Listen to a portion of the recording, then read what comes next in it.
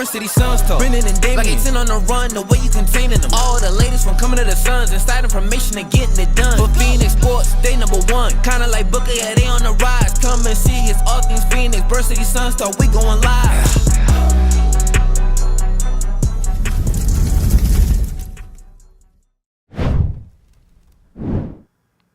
Welcome to episode 4 of Burn City Suns Talk, brought to you by Burn City Sports. I'm Damian Adams here with Brendan Mao, and we have a very big episode for you today. What are we getting into today? Yeah, Damian, we just saw the Suns season opener, our first podcast of the regular season, so we're going to go into a little bit of that. We did a recap show. You can watch that on our YouTube channel as well. We did that last night, so we'll go more into that. And then, obviously, we just got the news that Bradley Beal and Devin Booker are doubtful for tomorrow night's game against the Lakers. So we'll break down that matchup a little bit and what it means not to have these two star players out there for the Suns already early on. Beal missed yesterday, but now him and Booker both are going to miss tomorrow night, most likely. And then we're going to have a call-in segment, so be sure the number will be on the screen to call in. If you want to ever call into the show to talk anything about the Suns, NBA, anything is fair game with us, you can call the number right below me there, 480-530-7609. Or 7809. 7809. So you can call that number there, and we'll be happy to answer any questions for you throughout the show. And then finally, since the NBA season's starting, we're going to be talking about our bold predictions for the NBA. I know Damian came here really prepared for this. He's very excited for that segment. So we're going to have a very exciting show in our first show of the regular season today. Yes, sir. So let's get into it. You mentioned last night the Phoenix Suns are now 1-0 after defeating the Golden State Warriors 108-104. So let's talk about the game just from an overall aspect. What were your first expectations going into the game, and did the Suns live up to those expectations in the game? Yeah, and I didn't expect Bradley Beal not to play, so that was tough for them right away. I know me and you have talked about the health of this team being a problem, but I didn't expect it to be game 1 and now game 2 as well, so that's just tough. But, overall, they beat the Warriors on the road at Chase Center without a full team, even though Draymond Green didn't play for the Warriors. That was a very impressive win for the Suns. I didn't expect them to have – they did not have that good of a night offensively, and they still pulled out the win against one of the best teams, the best offensive teams with Steph Curry and Klay Thompson, Andrew Wiggins still all on the team. So the fact that they were able to play how they did in terms of KD in his return to Golden State not having that good of a game, I expected him to have a much bigger game because of the emotions that went into it for him. His first time playing in front of fans there at Golden State since he left for the Nets in 2019.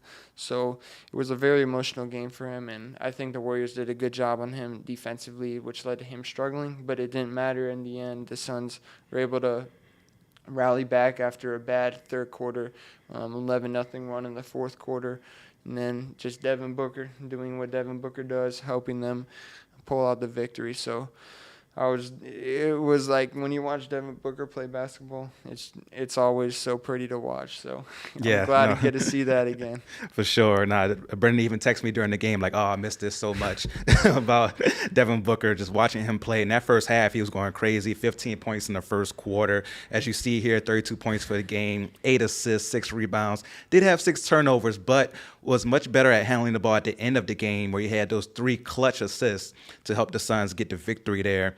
And my overall aspect of the game and thoughts, I really like how this team stayed together after the Warriors had their classic third quarter run. In this Steph Curry era of the Warriors, they've been known for every third quarter they come out and they ball. And somehow either they come back from being down 10 or next thing you know, they're up by 10 points because of what they're able to do when they go on these runs. And for Phoenix to not have Bradley Beal, to have Kevin Durant having a bad game, for Grayson Allen to just not show up, 0 points, Eric Gordon 4 for 16, 2 of 9 from 3. So they had so many things going against them. And even after Golden State made that run, they still held their composure and won the game. I thought that really showed a lot about what this team is capable of during the season. And one of the reasons they was able to win this game was their defense. Yeah, for sure.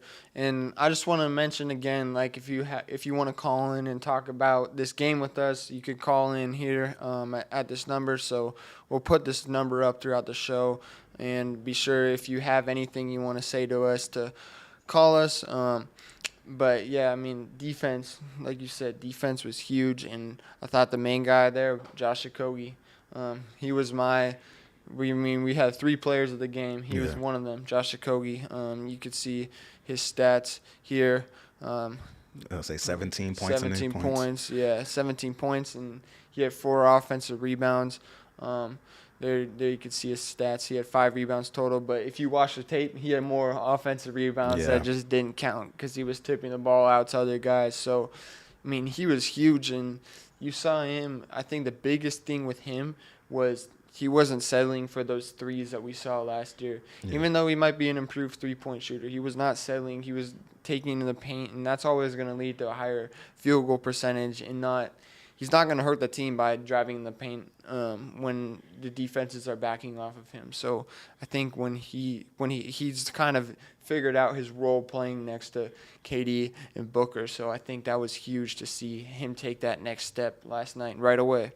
Yeah, and another thing, you mentioned him not shooting those threes, but when it counted and he needed to shoot that three, he came through with a huge three that put the Suns up 103-99 in the last minute of the game.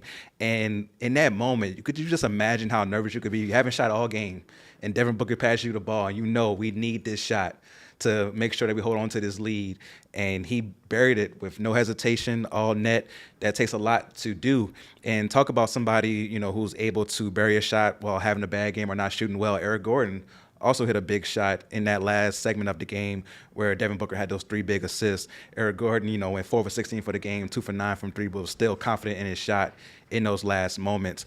But another player that we mentioned as one of our players of the game, Jusuf Nurkic. Jusuf Nurkic was huge in this game, 14 points, 14 rebounds, high field goal percentage, and he took advantage of being the big man on the court. And a lot of times in today's NBA, you'll have big guys who don't want to be big. Like, you was born with this gift of being a huge human being. Take advantage of that. Be the big dude out there, and you saw him do that. Even with Kevon Looney, who's known as a great rebounder. We've seen him have games in the playoffs where he just dominated the boards. And Jusuf Nurkic was able to out-rebound him and help the Suns out-rebound the Warriors. Yeah, and then finally, Devin Booker. What can you say? He was definitely the overall player of the game for the Suns. We talked about it earlier, but him just going out there and doing what he does, even though he was injured. And he said after the game that was his first time getting full up and down run in over a week because he jammed his big left toe last week. So that was huge for him to go out there and really just dominate from the beginning of the game. I think he had 15 points in the first quarter. So, I thought he might get 40 or 50 after that. But he was a leading scorer in the NBA, even though it was 2 games. So as of now, I don't think any games have finished today. So he might still be the leading scorer for the NBA right now. But no, 32 points, and I think he really showed his playmaking ability, which we've talked about so much this offseason, how he's going to have that playmaking role, and he did it even without without Bradley Beal. So that was huge for him, that last minute of the game, to have those 3 assists and really show what he can do on that side of the ball. Yeah, man, those last 3 assists just really showed his progression as a playmaker. When you look at the first one that we talked about with the pass to Okogie, he runs a pick and roll, him and Nurkic run it, Nurkic dives down. Chris Paul's guarding Okogie on the corner. He comes down. So he honestly could have passed it to Nurkic, because what is Chris Paul going to do to Nurkic besides foul him, right? But he saw that Okogie was open. He trusted Okogie. And we knew that Okogie last year struggled with his shot from time to time, and he still trusted Okogie in that moment to hit that shot. On the next one, they do the pick and roll action again. This time, Eric Gordon gets open because Nurkic is diving to the rim. And Nurkic does deserve some credit for that. The fact that he's diving down that hard is making the defense collapse, leaving shooters open. That's what happened in those first 2 assists. Again, Eric Gordon, he trusted him. Eric Gordon didn't have a good shooting night, but he's like, okay, I trust Gordon in this moment to make this shot. And then the last one, they didn't dive down because they were scared about the shooters. Nurkic gets the layup at the rim. So it's all about Booker and this progression of reading defenses. And he does something that you wouldn't want to teach. Like on all 3 passes, he did a jump pass, which if you're a basketball coach, you say, no, don't do that because you don't want to get stuck in the air with nowhere to go. But he did it to lure the defense in. So as soon as he jumps up, because he's such a good shooter, the defense has to react to it because they don't want him to pull up without being contested. So once he pulls up and it looks like he's about to shoot, that opens up so many passing lanes for him. And he did a great job at the end of the game of going through his progressions and really nailing down this win. But he may not be there on Thursday night. And him and Bradley Beal are both doubtful, like you mentioned earlier. So we're going to get into our preview for the Suns and Lakers that is on Thursday night on TNT. So now that we learned this information earlier today that we may be without Devin Booker and Bradley Beal, what can the Suns do to beat the Lakers with Kevin Durant and company? Yeah, I mean, I think when you talk about the Lakers, you talk about Anthony Davis and LeBron James first, always. And, I mean, Devin Booker and Bradley Beal weren't going to guard those guys, so it doesn't really hurt them from a defensive aspect, but obviously offense. Yes. Offense is the biggest thing with those two. And the biggest thing that's going to be without Devin Booker is their playmaking. Like, Yes. what are they going to do? I mean, they had really no one else step up in that playmaking role yesterday. And we talk about all this time of them not having a ball handler, like a main point guard. I mean, Devin Booker is that for them. So when you don't have that, I mean, Eric Gordon, if he starts, he's not capable of running the offense like Devin Booker did last night. So that's going to be really tough for the Suns. I mean, you saw it in little spurts when Devin Booker didn't play yesterday. Jordan Goodwin, I think, is the only other guy that really showed that he can be a point guard for this team yesterday. But when they don't have those two guys on the floor, which is why I think Jordan Goodwin should start tomorrow, in my opinion, over Eric Gordon. I just think it's tough when those role players are not being active playmakers and finding the right guy, which might not always be Kevin Durant or whoever else is on the floor that's hot. I mean, you have to look for everyone on the team, not just the star players. So I think if someone can step up in a playmaking role tomorrow, that's going to give the Suns a much bigger shot of winning the game. No, you make some very good points there, especially about the lack of playmaking that may be out there without Booker and Bill. And Goodwin in the starting lineup is very interesting. So you would go Goodwin, Grayson Allen, Okogie, Durant, and Nurkic? Yeah, I mean, I don't know about Grayson Allen. Yeah, he definitely had a horrible game for sure. He was horrible. Like, you want him on the court there. So, I mean, maybe Eric Gordon over Grayson Allen just because I think you get Grayson Allen off the bench. He can provide some defense there if you don't have Goodwin off the bench because, I mean, Goodwin's your main defensive guy off the bench. So, I just think do they trust Eric Gordon in that playmaking role? I don't think he did a good job of it in the preseason when he was tasked with being the point guard. I mean, he did okay for being a shooting guard, but he's not a point guard. So no, he's a scorer. He's just a assassin. Even if he's missing his shots, he's going to keep shooting. So, yeah, I mean, maybe they go in that direction. Maybe they start, but I just think their bench would be really depleted if they start Gordon, Allen, and Okogie.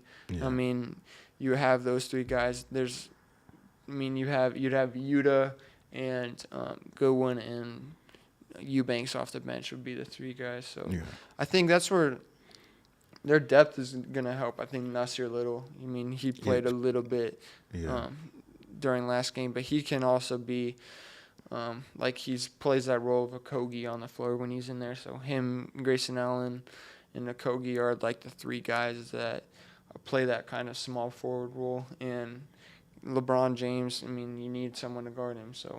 So speaking of needing someone to guard LeBron James, you let me know if this is crazy. I know he didn't play last night, but Keita Bates-Diop, seems like the perfect guy to put out there to guard LeBron James. Incredible length. Last year, hit the three-point shot at a very good rate at 39%.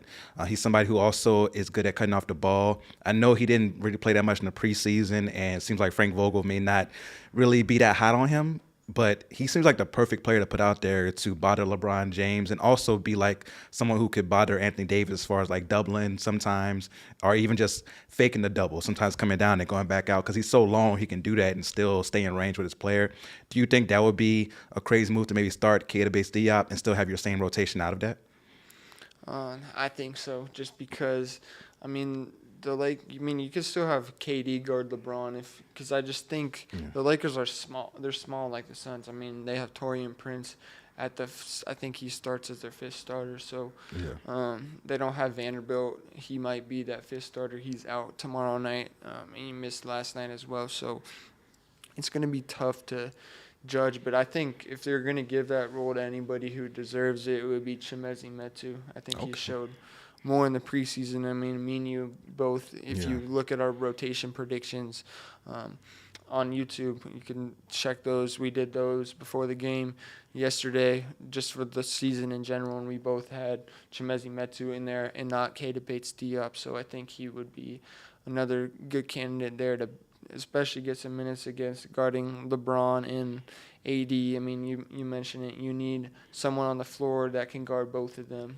I don't know if KD is he's long enough to guard both of them, but can he guard Anthony Davis? I don't know. And do you want KD with that responsibility, especially in a game without Devin Booker and Bradley Beal? He's going to have so much responsibility on the offensive end of the floor. He's going to be the playmaker, honestly. Even if we have Goodwin out there, he's going to be the guy who has the ball in his hand most of the time. And I can see them doubling KD a lot, where he's going to get assists because of that. And he's going to have so much on his shoulders offensively. Do you really want him to, like, all right, you got to guard LeBron too? And I know LeBron's on, playing less minutes now because he's getting older, but you still don't have to deal with that because when he goes downhill, that guy hitting you in the chest over and over again takes a toll on you. Yeah, I think they start Okogie on LeBron just because of how well he played yesterday. And I mean, if you have Grayson Allen out there again, which I don't think they should, or Goodwin, he can guard like Austin Reeves or D'Angelo Russell, whichever one they deem as a more, tough matchup. Yeah. But it's just like, if you're going to change the rotation, now's the time to do it because you're early on in the year. You want to see what these guys do in real game environments, not the preseason. And I think, if they can get Keita Diop and Chimezie Metu in tomorrow night and Nasir Little more minutes, that can just benefit the team, even if those guys don't play well, because they'll know, okay, we can't put this guy out there. Or, okay, this guy can guard the best of the best like LeBron James or Anthony Davis. He can fit our system right. So I think if you're going to put someone else in the game, now's the time to do it without Devin Booker and Bradley Beal, because I mean, we said in the preseason they're not going to be playing much without the big three on the floor, but tomorrow they're going to have to. They're going to have to, yeah. So I mean, it's going to be, they can have another rotation like they had in some of their preseason games, even though it's not something you want to see in an actual regular season game. But yeah, I mean, talking about the Lakers last night, what did you see from them that could be a challenge or a strength for the Suns tomorrow? So one thing is they struggled offensively, especially in that second half. They were able to make some runs, but the Nuggets really neutralized them. And a big thing was Anthony Davis had 0 points in the second half last night. And you don't expect that in back-to-back nights. That's another reason why this is kind of there's such bad news that Booker and Beal may not play, because Andy Davis is going to have something to prove tomorrow night after going 0 in the second half. And Denver, chanting "Who's your daddy" to them during the game. Like, they're going to come into this game ready to play. And I wish that the Suns were at full strength, but maybe, it's doubtful. So maybe it changes tomorrow. Maybe we'll, be able to write some new things saying, hey, they will play. Hopefully, we'll keep our fingers crossed on that. But when it's doubtful, it's pretty much almost, they're not going to play pretty much. So for the Lakers, though, LeBron James still looked really good going downhill. And they run a really good pick and roll with D'Angelo Russell. He's somebody who can get open. Austin Reeves. They have a lot of depth on their team, Rui Hachimura. So they have a lot of pieces that can score the basketball. And the Suns have to be ready defensively. But one thing with a Frank Vogel team, they're going to be ready defensively. Even with this being a quick turnaround, they'll have a game plan inputted for this game. So defensively, I'm not worried about them. It's offensively, like you mentioned, without Booker, without Beal, where do the points come from? If Durant has another off night, right? He was 7 for 22 against the Warriors. If he has another off night, where does the offense come from? That's where Eric Gordon has to come in. Grayson Allen, you don't expect him to go 0 for again, so he has to come in and provide that offense as well. They just need pieces to step up in this game, and these are all capable players. We talked about how this team is deeper than we think, so I think they have the pieces to pull off the upset because now they're definitely going to be the underdog now going into this game. They have the pieces to pull off the upset. They just have to be there defensively. And also, who's going to step up? Is it going to be Eric? Is it going to be Grayson? Who's going to be the guy to step up for this team to help KD out? Yeah, and I don't think they win this game unless KD scores like 35 points. Yeah. I don't think they'd have any shot because he's going to probably he took 22 shots last night, 7 of 22, which is not a good percentage, but he needs to take even more than that tomorrow night. So, you need 35 points for KD to win, which that might not even get him over the hump. So it's really tough game offensively, especially with the performances that Gordon and Allen had against the Warriors. You don't really have another offensive weapon that's going to produce like a high number of points. Yuta is another one that could. So maybe definitely catch fire for sure. Yeah, so maybe they can put him in there, especially if he's hot. So I would like that to see Yuta more tomorrow night, especially we didn't see him much alongside KD last night, and those two have good chemistry from their days in Brooklyn. So maybe he gets in the starting lineup. They have a lot of options tomorrow night. So no, they definitely have a lot of options when it comes to those wing players. We talked about what forwards would get in because they have so many options there. So we'll have to wait and see. But we need a prediction. Do you think the Suns can pull it off tomorrow night if Booker and Beal are not playing? No, I have the Lakers. If Booker and Beal, if one of them plays, I think if Beal plays, I would still pick the Lakers, but if Booker plays, I would pick the Suns just because of what we saw from Devin Booker last night. But I would pick the Lakers by like 5 or 10. Yeah. So I think it could be a close game. And KD, if he shows up, he can get them over the hump. But it's really hard to pick the Suns when the Lakers are completely healthy and the Suns aren't. So. Yeah, I'm right there with you. Like, it's going to be very hard for them. They're fighting an uphill battle in this one. And another matchup that we didn't touch on, Nurkic and Anthony Davis. That's going to be a big-time matchup in this game. If Nurkic can neutralize Anthony Davis, that will go a big way into the Suns having a chance to pull off the upset. If Anthony Davis goes crazy and has one of those games where he drops 35, 40 points, then, of course, the Lakers are going to win. And this year, the Lakers want Anthony Davis to take on more of that scoring role so LeBron James can save himself for the playoffs. So I expect Anthony Davis to be aggressive from the beginning in this game. So can Nurkic handle Anthony Davis if he's being aggressive, driving to the hole, or do you bring in Eubanks? Is he a better matchup in this type of environment because you have athletic fives like Anthony Davis, Christian Wood, and Jackson Hayes with the Lakers?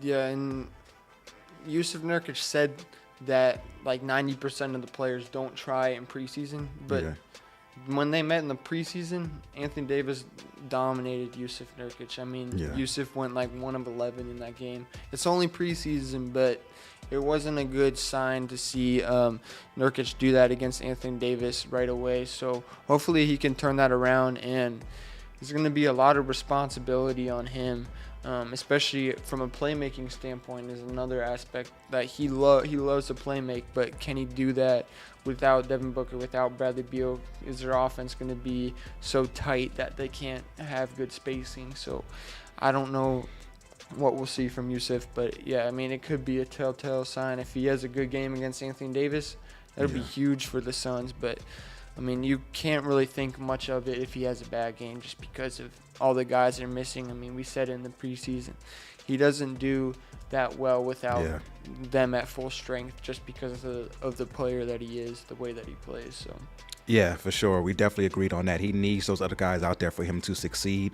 So we'll have to wait and see tomorrow night. But we both got the Lakers in this one, unfortunately. But if you disagree with us, feel free to call in. We're going to put the number back on the screen so that you can call in and let us know what you think about the Suns, or you can let us know what you think about my crazy bold predictions. So we're going to get into our next segment where I'm going to give a bold prediction and Brendan's going to let me know if my bold prediction is outlandish or if I'm on point. We're going to come up with a name for this segment. I'm thinking about maybe around the NBA, something like that, where we talk about things going on other teams in the NBA outside of the Suns. And maybe even the Suns could come up in this bold prediction segment. If you have a bold prediction, feel free to call in as well with your bold prediction. So my first bold prediction, Brendan. The Houston Rockets will make it to the Western Conference play-in this year. Is that crazy?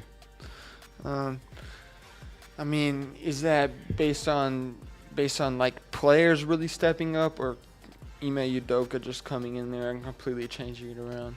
It's a combination of both. So Ime Udoka, if you forgot about him, he was the coach for the Boston Celtics. The year before last, they made it to the NBA Finals, lost to the Golden State Warriors, and then a bunch of drama happened. But now he's a coach now with the Houston Rockets. So you bring in Ime Udoka. They also bring in Fred VanVleet, Dylan Brooks, Jeff Green, to bring in those veterans to go along with emerging talent like Jabari Smith Jr. and Jalen Green. Those guys, those young guys, are going to get even, just so much better and develop so much more this year, along with Ime Udoka and his no-nonsense style. And in the preseason, no, it's just preseason, I watched the game where they played against the Pelicans, and the way they were swarming on defense, you could tell that Ime Udoka already had an impact on them and how they're going to play. And Dylan Brooks is going to bring that to any team he's on. You might not like him, but he's a guy who's going to bring that defensive intensity. Fred VanVleet's a veteran who's going to show those guys how to play. So I can see them being a 10 seed in the Western Conference. Yeah, I don't think so. I don't think so. They're just the way they played last year. I can't see them one year in to being that good, just because of the combination of that and how good the Western Conference is. I mean, you expect teams to take bigger jumps this year, like Oklahoma City. Yeah. So can the Rockets sneak in there? I don't know. I mean, it's like them and the Mavericks are really going to be those teams that seem to be that could be on the bubble for that 10 spot, not the 8 or 9 spot. I think they could be further down. So, I mean, they might be on the bubble, but I can't see them doing it this year. I mean, maybe next, but I don't like Fred VanVleet and Dylan Brooks and Jalen Green as like your 3 top options. I think you need like a better star in there. We'll see if Jalen Green can develop. Is that what another thing you're backing on, like him developing under Ime Udoka? Yeah, him and Jabari Smith Jr. I think both of those guys are immensely talented, and they just were in a bad situation the last couple of years. Well, Jabari Smith last year was his first year. So I think that this year under a really good coach, they'll be able to develop more. And Jabari Smith Jr. is just showing so much growth just from last year to what I've seen in Summer League and what I've seen so far in preseason and even tonight and the little things I've seen. So I think that they're going to develop into a team that's going to be dangerous. Even if they don't make the play-in, they're going to be a headache for teams. They're going to be a team that when you face them, it's like, we got to play the Rockets. We know they're going to bring defensive intensity every night. We know they're going to come ready to play. They're going to be prepared. So I definitely understand why you say no on that, because the West is so deep. But speaking of the West being so deep, another one of my bold predictions, the Minnesota Timberwolves will not be in the play-in this year. The last year they made it into the playoffs as the 8th seed. They lost in the first round to the eventual champion Denver Nuggets. I think this year, because the Western Conference is so deep, one of those teams that's going to mess it up for Minnesota is OKC, like you mentioned. I think the New Orleans Pelicans, if healthy, always if healthy, New Orleans Pelicans could definitely get in there as well, because we saw what they were doing before Zion got hurt last year. They were one of the top teams in the West. So because of New Orleans and OKC being 2 teams that could crash the playoff party, I see Minnesota falling out of that top 8 and maybe even out of the top 10 this year. Am I going too far with that prediction?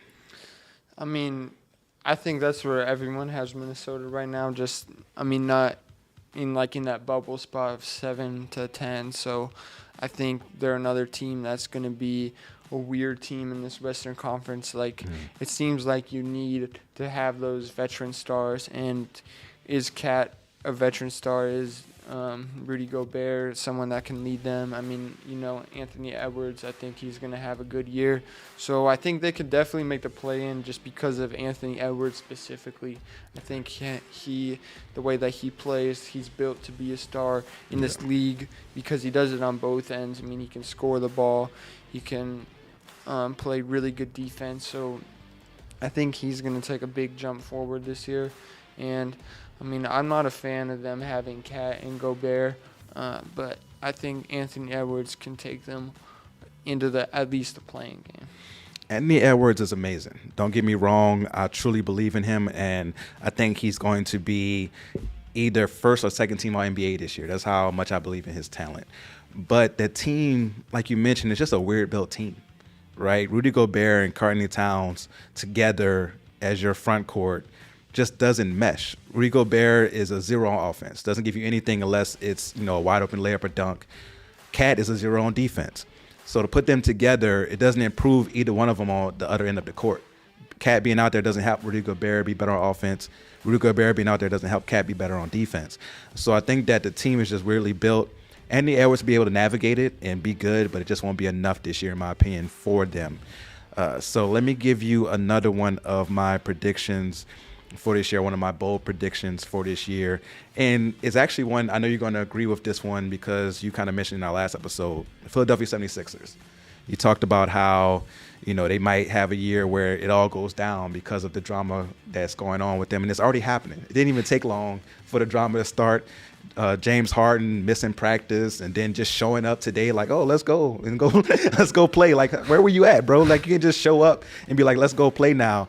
And because of that, I have the 76ers, who were the 3 seed last year.